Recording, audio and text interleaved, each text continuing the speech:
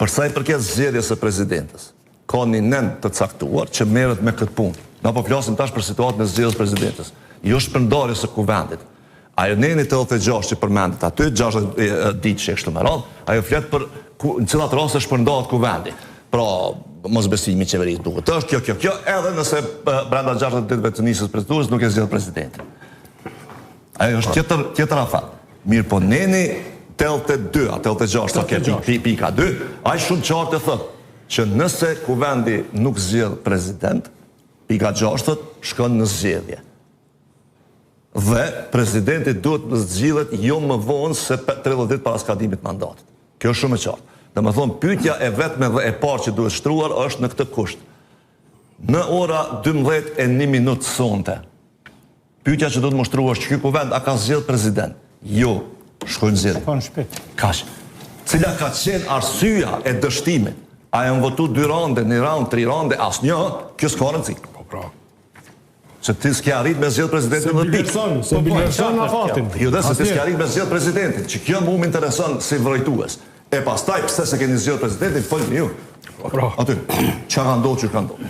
Më thonë, me këtë drejtim, sonte, që ka ishtë dashme ndodhë, është momentin që të kryhet nata dhe nuk kemi president të zgjedhur, nëse nuk kemi, pra nëse kjo seanca e dhejtëve nuk është e sukseshme, atëherë, na mundë me konsideru që vendi shkon në zgjedhje. Dhe pastaj presidentja e cila e ka mandatin deri në prill, duhet me i thit partitë politike me u dakordu për datën. Brenda afatit 45 ditor sa e ka. Se maksimalisht me sa e diun është 45 ditë. 45 ditë nga sot. Kjo nuk mundë të me thonë, presidentja nuk duhet me i thirr partitë politike me thonë apo shkojmë në zgjedhje. Kjo pyetje nuk shtrohet. Veç datën kallëzoni. Po shkojmë në zgjedhje është pyetja. Veç datën. Po, veç kur? Amani datën. Po, amani datën brenda sti 45 ditë. Që mos gabofsha ti e ke matë janë 2 dille potencialisht apo jo? 12 dhe 19. 2 dille të prillit. Njëna për qytetën. Kaq.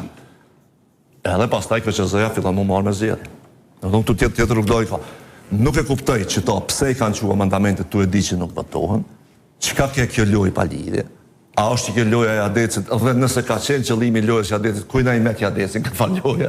A me deve. Do të thonë me që kjo veprimi më i pa kuptim. Veç që në këtë situatë mund duket që kjo është. Kështu. A ka mundësi një status të ndonjërit prej deputetëve televizjes vetëvendosje? Në vazhdimsi sot dhe sonte me tekst të shtuar, po e them, është tentuar që të tregojnë që opozita s'po ka vullnet.